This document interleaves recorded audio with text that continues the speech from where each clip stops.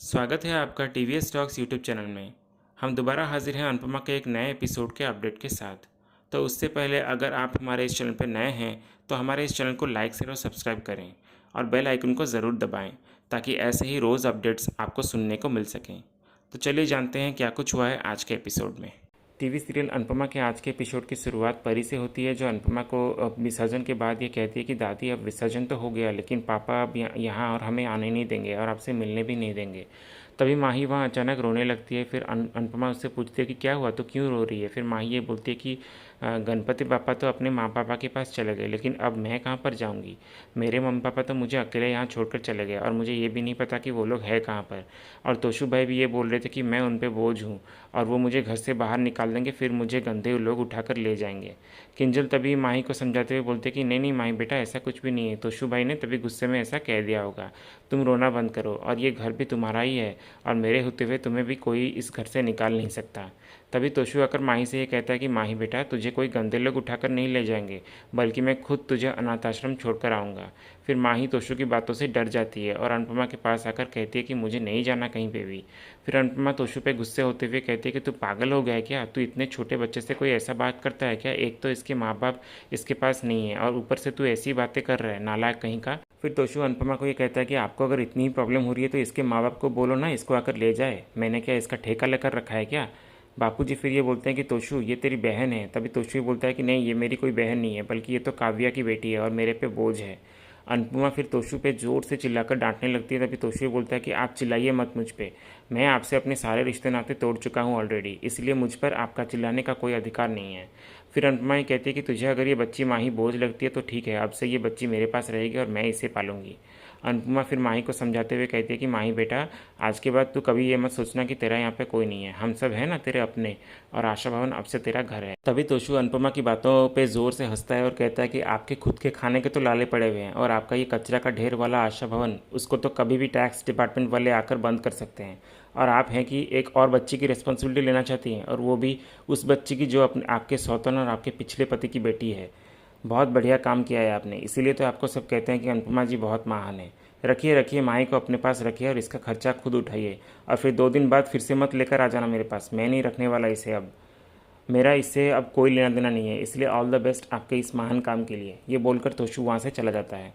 बा फिर अनुपमा को ये कहती है कि तू ये सब कुछ कैसे करेगी, इसे कैसे संभालेगी। अनुपमा फिर कहती है कि कर लूँगी ना बा, ये आशा भवन आशा बहन ने इसलिए तो बनाया है कि जिन लोगों के सर पे छत नहीं है उनको घर मिले और जिनके पास फैमिली नहीं है उनको परिवार मिले। डिम्पी तभी ये बोलती है कि लेकिन आपने इतने बड़ा डिसीजन आशा भवन वालों से बिना पूछे कैसे ले लिया, अगर किसी को इससे प्रॉब्लम हो गई तो। तभी अनुज और बाकी आशा भवन वाले डिम्पी को ये बोलते हैं कि हम सब ऑलरेडी अनुपमा के हर डिसीजन में उसके साथ हैं हमेशा। परी तभी ये बोलती है कि दादी अब माही आपके पास रहने वाली है तो हमें आप माही से मिलने तो दोगे ना। अनुज फिर परी से बोलता है कि ये भी कोई पूछने वाली बात है क्या, तुम सबका जब भी मन करे तुम आकर माही से मिल लेना। माही फिर आद्या को खुश होकर गले लगाती है और कहती है कि आद्या दीदी अब मैं आपके साथ रहूँगी। फिर आद्या भी ये खुश होकर कहती है कि मैं भी बहुत खुश हूँ कि मुझे एक छोटी सी बहन मिल गई।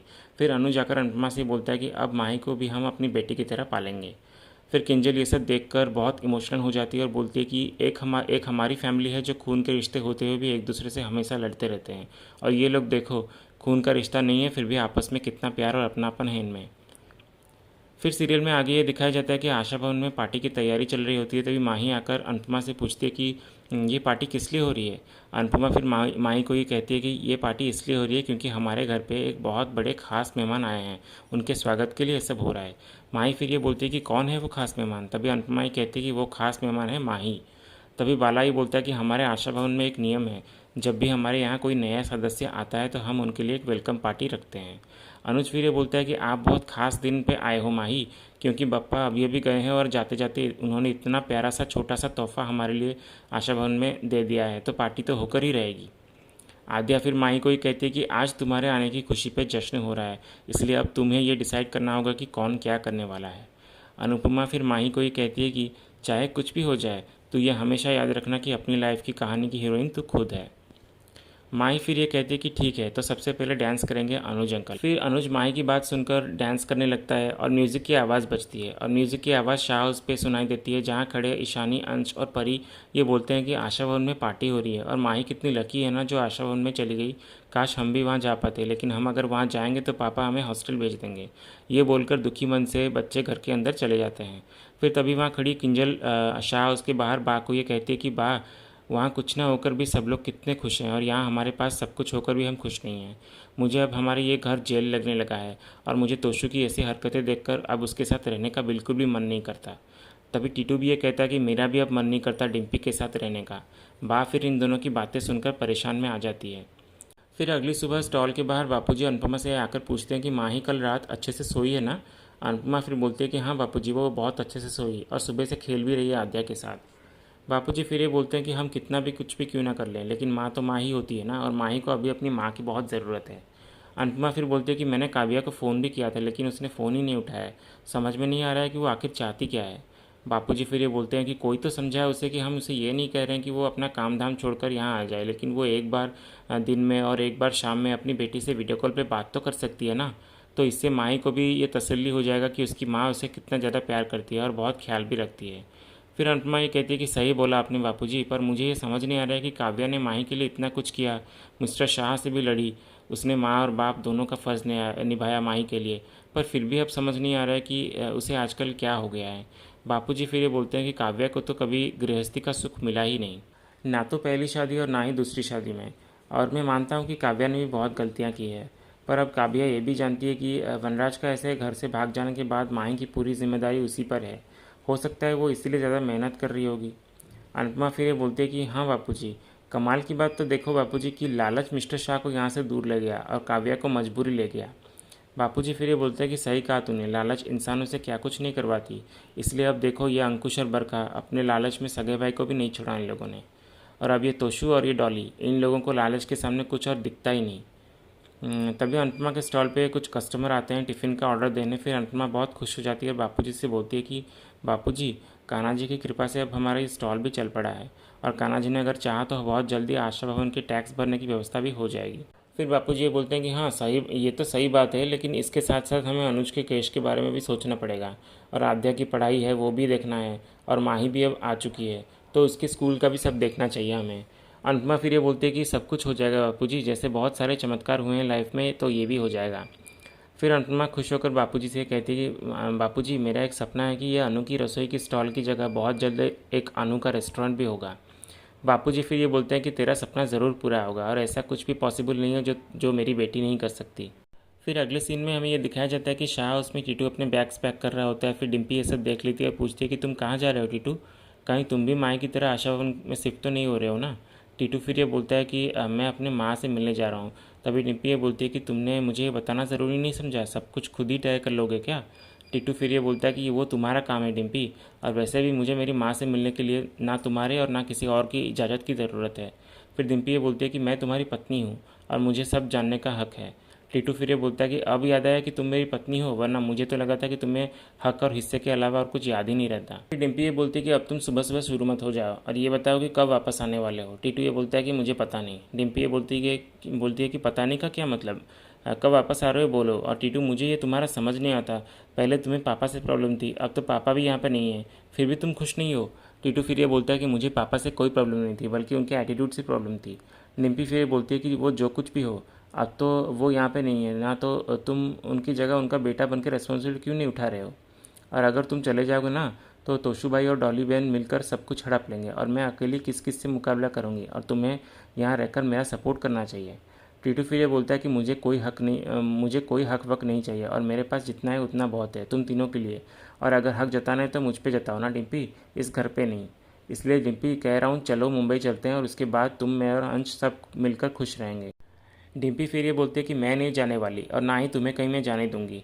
तुम्हें अगर अपनी माँ से मिलना है तो तुम बाद में मिल लेना, इसलिए अभी तुम्हारे पत्नी को तुम्हारी ज़रूरत है और मैं तुम्हें अपनी ज़िम्मेदारी से भागने नहीं देने वाली। ये बोलकर डिम्पी वहाँ से चली जाती है। फिर दूसरी ओर वहाँ ये दिखाया जाता है कि आशा भवन में अनुज न्यूज़पेपर में कुछ पढ़ता है और देखकर बहुत गुस्सा हो जाता है। तभी अनुपमा आकर अनुज से पूछते हैं कि क्या हुआ, आप गुस्सा क्यों हो। फिर अनुज ये बोलता है कि वो अंकुश मुझसे इतना डर गया कि उसने मेरे नाम पे ये झूठी न्यूज़ छाप दी कि मैंने ही अपने कंपनी में फ्रॉड किया और मैं बैंकरप्ट हो गया हूँ। छोड़ूंगा नहीं उसे मैं। पहले उस इंसान ने मुझसे मेरी कंपनी छीन ली और अब मुझसे मेरा नाम छीनना चाहता है। धोखेबाज इंसान सबको धोखा ही देगा। पहले मुझे धोखा दिया और अब पूरी दुनिया को मेरा नाम आगे करके धोखा दे रहा है। मैंने कभी ऐसा सोचा भी नहीं था कि मेरा बड़ा भाई ऐसा होगा आगे जाकर। यूएस से बर्बाद होकर आए थे ये दोनों मेरे पास, और मैंने उनको अपनी फैमिली माना, अपने घर में रखा और अपने बिजनेस में हिस्सा दिया। पूरा रिस्पेक्ट भी दिया मैंने उन्हें, फिर भी उन लोगों ने ऐसा किया। वो कहावत है ना अनु, अगर बिच्छू को डूबने से बचाओगे तो बिच्छू उसी को ही काटेगा। और भाई और भाभी ने एग्जैक्टली वही किया है मेरे साथ। तभी अनुपमा अनुज को समझाते हुए ये कहती है कि धोखा देना उनका स्वभाव है और हेल्प करना आपका। अभी तो ये सब शुरू हुआ है और ये सब कुछ तभी बंद होगा जब अच्छाई बुराई से जीत जाएगी। अनुज फिर ये बोलता है कि जो तुमने कहा वो तो मैं मानता ही हूँ, पर आज का ज़माना बहुत अलग है। जो दिखता है वो ही यकीन करते हैं लोग, और लोग ये पता करने की कोशिश नहीं करते कि इसके पीछे की सच्चाई क्या है। उनको तो यही लगेगा ना कि मैं ही गलत हूँ। पूरी ज़िंदगी लग जाती है अपना नाम कमाने में, और अंकुश कपाडिया इसी बात को टारगेट करना चाहता है। पैसे मैं फिर से कमा दूंगा और कंपनी भी फिर से बना लूँगा, लेकिन नाम कमाने में पूरी लाइफ लग जाती है। और मैंने अभी तक शुरुआत भी नहीं की थी, और मैं कैसे जाऊंगा लोगों के पास और किस किस को समझाऊंगा कि ये सब फ्रॉड है। ये बहुत गलत बात किया है उसने, और मैंने ये कभी सोचा नहीं था कि वो इस हद तक गिर जाएंगे। अनुपमा फिर ये बोलती है कि लोग हम पे यकीन करें या ना करें ये हमारे हाथ में नहीं है, लेकिन हम खुद पे विश्वास करें ये तो हमारे हाथ में है ना। और सबसे ज़रूरी बात यह है कि खुद पे हम विश्वास करें। आप ऐसा करेंगे ना तो बाकी सब अपने आप ही ठीक हो जाएगा। और मेरे साथ जो भी कुछ हुआ है वो तो आपको पता ही है, अमेरिका में कैसा ये सब हुआ मेरे साथ। उसके बाद तो मैं रसोई में जाने से डरती भी थी, पर आखिर में सच्चाई की जीत हुई ना, तब मुझे मेरा सम्मान भी वापस मिला था। और अच्छे लोगों के साथ हमेशा अच्छा ही होता है, भले ही देर से ही सही, लेकिन अच्छा ही होता है। बरखा और अंकुश की भी सच्चाई पूरी दुनिया के सामने आएगी, इसलिए आपको हिम्मत हारनी नहीं है। और हमें बरखा और अंकुश को उनके इरादों में जीतने नहीं देना है। वो आजकल के बच्चे कहते हैं ना, I can and I will. बस आप यही कहते रहिए, देखना सब कुछ अच्छा होगा। फिर तभी सीरियल में आगे में ये दिखाया जाता है कि शाह उसमें अंश डाइनिंग टेबल पर बैठकर पिज़्ज़ा खाने की ज़िद करता है। तभी किंजल ये बोलती है कि ब्रेकफास्ट में पिज़्ज़ा नहीं खाते अंश, इसलिए बाद में खा लेना। तभी अंश फिर भी नहीं मानता और बोलता है कि मुझे पिज़्ज़ा अब भी खाना है। किंजल फिर मान जाती है और बोलती है कि ठीक है, मैं अभी मंगवाती हूँ पिज़्ज़ा। अंश फिर ये सब सुनकर खुश हो जाता है। तभी तोशु आकर अंश को बोलता है कि ये फालतू का नाटक मेरे घर में नहीं चलेंगे, समझा। तुम्हारे देखा देखी ईशानी और परी भी बिगड़ रहे हैं, इसलिए जो दिया जा रहा है वो खा लिया करो, वरना भूखे मरोगे। डिम्पी फिर तोशु को भड़कते हुए कहती है कि तोशु भाई खबरदार, जो अंश से आपने इस तरह से बात की तो। तोशु फिर ये बोलता है कि तो समझाओ ना अपने लाडले को कि वो अपने हद में रहे, ये बच्चा है या कोई आफत है। डिम्पी फिर ये बोलती है कि तोशु से कि वो तो बच्चा है, लेकिन आफत तो आप लग रहे हैं। तोशु फिर ये बोलता है कि तमीज़ से बात करो डिम्पी, वरना घर से बाहर निकाल दूंगा, समझी। बा और किंजल फिर तोशु को ये बोलते हैं कि डिम्पी से तमीज़ से बात कर, वो इस घर की बहू है। तोशु फिर ये बोलता है कि बहू है घर की तो इसे समझाओ कि अपने जेठ जी से मुंह ना लगे। डिम्पी फिर ये बोलते हैं कि आप अगर जेठ जी हैं तो जेठ की तरह रहिए, हम पे धौंस जमाने की ज़रूरत नहीं है आपको। फिर डिम्पी और तोशु के बीच जोर का झगड़ा होने लगता है और वह दोनों गुस्से में खाने के प्लेट्स तोड़ने लगते हैं। तोशु फिर ये बोलता है कि डिम्पी, अगर तुम्हें इस घर में रहना है ना तो मेरे हिसाब से रहना पड़ेगा। अपना, तपिश और अंश तीनों का खर्चा देना पड़ेगा, वरना जाओ जाके रहो आशा भवन में माही की तरह। तभी बा बहुत परेशान हो जाती है इन झगड़ों को देखकर। फिर किंजल बा को समझाकर वहाँ से ले जाती है। फिर दूसरी ओर वहाँ अनुपमा अनुज से बोलती है कि आपको अभी इंटरव्यू के लिए जाना है ना, तो लड़ने के लिए हिम्मत के साथ ताकत की भी ज़रूरत है, और आपने सुबह से कुछ भी नहीं खाया है, इसलिए थोड़ा सा खा लीजिए। अनुज फिर नाश्ता करता है और नाश्ता करते करते उसे अचानक हिचकी आ जाती है। फिर अनुपमा उसकी हिचकी को बंद करने के लिए उसके मन को डाइवर्ट करती है, बोलती है कि कॉफ़ी कितना हैंडसम लग रहा है। फिर अनुज की नज़र कॉफ़ी पे जाती है। फिर अनुपमा बोलती है कि देखा कैसे हिचकी बंद कर दिया मैंने। फिर अनुज बोलता है कि हाँ हाँ, हिचकी तो बंद हो गया और नाश्ता भी बहुत अच्छा बना है। फिर अनुपमा वो पल याद करने लगती है जब अनुज ने अनुपमा को शादी करने के लिए कहा था, और फिर बोलती है कि दिल एक कदम आगे बढ़ता है तो दिमाग 2 कदम पीछे खींच लेता है। उसी के साथ आज का ये एपिसोड एंड हो जाता है। ये था अनुपमा के आज के बुधवार वाले एपिसोड का अपडेट। ऐसे ही और लेटेस्ट अपडेट जानने के लिए हमारे इस चैनल से जुड़े रहिए। हम मिलते हैं नेक्स्ट एपिसोड के अपडेट के साथ। धन्यवाद।